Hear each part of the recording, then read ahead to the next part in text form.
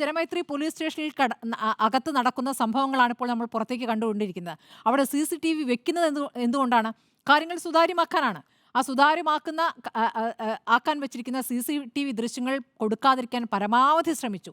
രണ്ടും ഇപ്പോൾ വന്നിരിക്കുന്ന 2 കേസുകളും 2023 നടന്നതാണ്. 1.5 വർഷങ്ങൾക്കിപ്പുറമാണ് ഈ വിവരങ്ങൾ പുറത്തു വരുന്നത്. അപ്പോൾ പോലീസ് അതിന്മേൽ എടുത്തിരിക്കുന്ന നടപടി ഇപ്പോൾ കോടതിയിൽ എത്തിയിരിക്കുന്നു. കോടതിയിൽ എത്തിയ ശേഷം കോടതി പറഞ്ഞ ഉത്തരവിന്റെ അടിസ്ഥാനത്തിൽ വന്നിരിക്കുന്ന സംഭവങ്ങൾ ഇതൊക്കെയാണ് നമ്മുടെ മുന്നിലേക്ക് വരുന്നത്. ക്രൈമുകളുടെ കണക്കുകളൊക്കെ നോക്കുകയാണെങ്കിൽ 2023 കണക്കാണെന്ന് തോന്നുന്നു. കഴിഞ്ഞ 2023 ജനുവരിയിൽ മുഖ്യമന്ത്രി പറഞ്ഞ കണക്കാണ്. അതെ, 828 പേര് ക്രിമിനൽ. അതല്ല ഞാൻ പറയുന്നത്. 17 പേർ ഈ പോലീസ് കസ്റ്റഡിയിൽ മരിച്ചു എന്നുള്ള നിയമസഭയിൽ മറുപടി പറഞ്ഞിട്ടുണ്ട്. അതുകൂടാതെ 40 പോലീസ് ഉദ്യോഗസ്ഥർ നടപടി നേരിട്ടു എന്ന് പറയുന്നുണ്ട്. 22 പേരെ സസ്പെൻഡ് ചെയ്തു എന്ന് പറയുന്നുണ്ട്. അതിനുശേഷം 14 പേരെ തിരിച്ചെടുത്തു എന്ന് പറയുന്നു. ഇപ്പോൾ തന്നെ സുജിത്തിന്റെ കാര്യത്തിൽ സസ്പെൻഷൻ എന്നുള്ളതാണ് വന്നിരിക്കുന്നത്. സസ്പെൻഷൻ ഒരു നടപടിയല്ലല്ലോ.